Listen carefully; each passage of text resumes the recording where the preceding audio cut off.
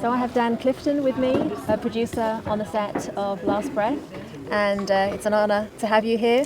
And I wanted Thank to you. ask a couple of questions. So Dan, what were your impressions of the D1 helmet, and how did it come to be the helmet of choice? Well, I think ultimately the actors almost made that decision, because once the actors put the helmet on, it was very clear that that was the helmet that we were going to use for the film. It was the helmet that gave them the most room to really perform and feel natural. And there was another candidate that was not as comfortable and not as freeing, and also the profile did not look as great on camera. So ultimately, those were some of the reasons. But it was as soon as the actors put on the helmet, they basically made that choice for us. So it was a pretty easy decision.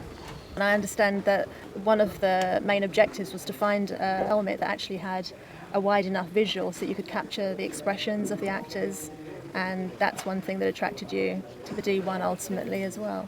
Yeah, absolutely. I mean, I think also what we've been able to do is we've also been able to take that profile and we were able to augment it for filming. So we put our own system inside, our own lighting system inside, and it really lights up the actors' faces beautifully. And we wanted to find that balance of realism where we're actually shooting this really underwater. It's not against a green screen, it's not dry for wet, which means you're actually in Malta in these tanks. And I think by using this helmet with that profile and we were able to light it and do all these things, you're really able to capture the actor's performance underwater.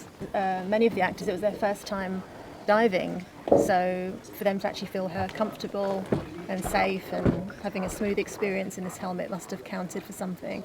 Yeah, absolutely. I mean, I was watching footage at Monitor a few days ago, and it's amazing how far they've come, both Finn and Simu, with these helmets, because you just never believe that, essentially, that they weren't professional divers. I mean, they really look the part. Yes. They really feel the part.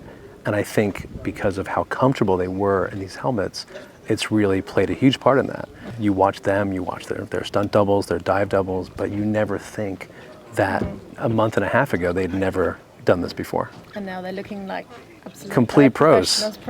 Complete pros, yeah, absolutely. Great stuff. We obviously have real SAT divers who have consulted with us, and I was blown away, essentially looking at the whole system of this is a real life support system. We are shooting this for real, and this is a living, breathing, functional prop. And that's not something that we often see on a movie. No. Usually everything is a prop to look good on camera. And these had to function, they had to function every day, and they had to be real, life support equipment. Yes. So that was pretty incredible. We're excited to see it on the big screen. Yes. And I think that, helmet design in space movies or underwater movies is so important. And I think, we're very lucky to take something that already existed, because our movie lives in realism and lives in the real world, and we were able just to augment it slightly to bring in lighting and bring in other elements to make it more cinematic. Well, I'm excited to show you more footage. Yes. And can't wait. Thank you so much. Thanks, Dan.